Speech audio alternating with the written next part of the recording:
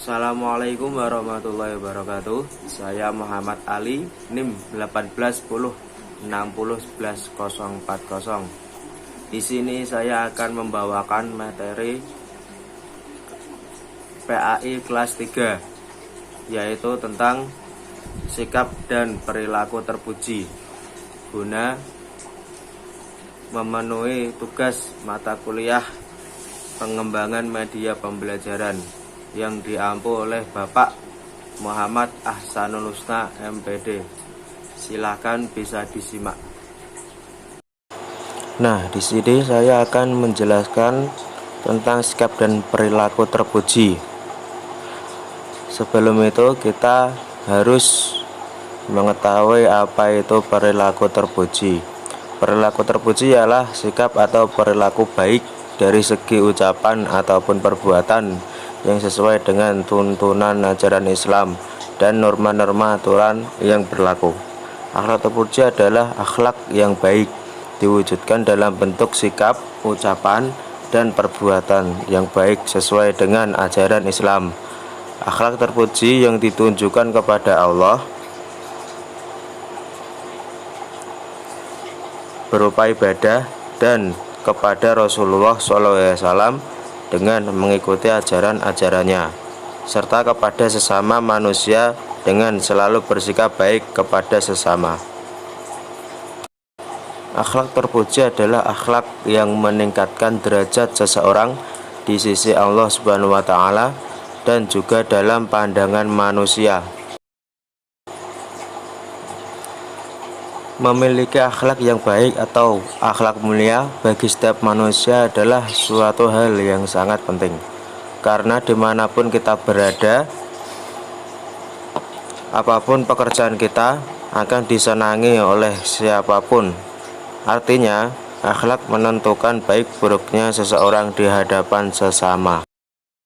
Macam-macam perilaku terpuji, yaitu ada sabar, jujur, pemurah, ikhlas, rajin, menepati janji, dan pemaaf. Yang pertama yaitu sabar. Sabar artinya tabah, tahan menghadapi cobaan. Sabar adalah salah satu akhlak terpuji. Rasulullah bersabda, bersabar adalah cahaya yang gemilang. Dalam kehidupan sehari-hari, ada 3 hal yang harus kita hadapi dengan sabar. Yang pertama yaitu sabar dalam perbuatan, artinya sabar menghadapi rintangan dan kesulitan. Yang kedua, sabar dalam menderita, artinya sabar menerima musibah atau cobaan. Yang ketiga, sabar menahan marah, artinya bersikap sabar jika dihadapkan situasi yang dapat menimbulkan amarah. Yang kedua yaitu rajin.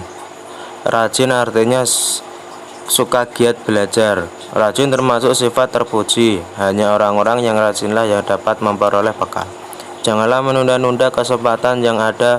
Kerjakan apa yang dapat kita kerjakan hari ini, dan janganlah menunggu hari esok.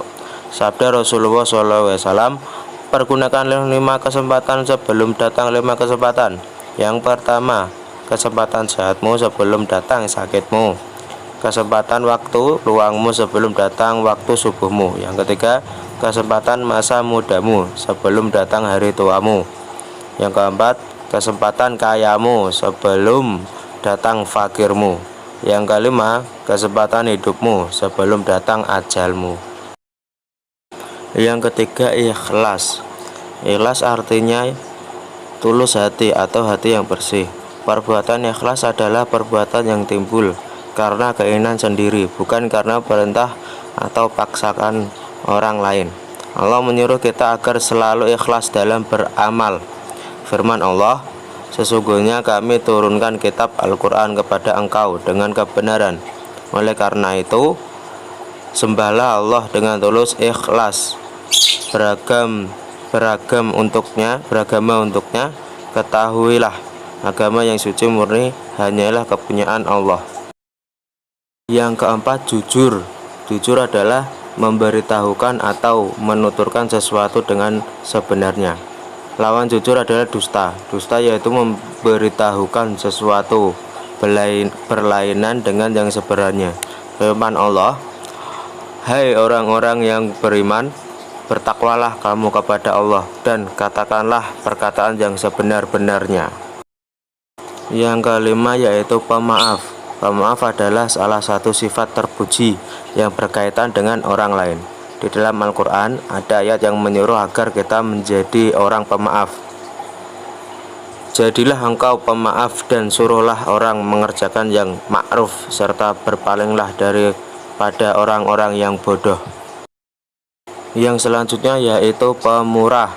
Pemurah artinya suka memberi atau suka membantu. Orang yang pemurah adalah orang yang suka memberi pertolongan kepada orang lain. Bantuan atau pertolongan itu dapat berupa harta benda, tenaga, ataupun pikiran. Sifat pemurah tampak terlihat dalam sikapnya sehari-hari. Ia tidak segan-segan memberikan bantuan kepada orang yang membutuhkan, baik diminta ataupun tidak. Sabda Rasulullah, jagalah dirimu dari api neraka dengan cara bersedekah, walaupun hanya dengan sebutir kurma. Barang yang tidak dapat melakukannya, maka dengan kata-kata yang baik. Hadis riwayat muttafaq alaih. Yang selanjutnya yaitu menepati janji. Kita sering mendengar orang mengatakan janji adalah hutang. Maksudnya bahwa janji itu harus dibayar. Jika kita wajib berjanji, maka kita wajib menepati janji tersebut.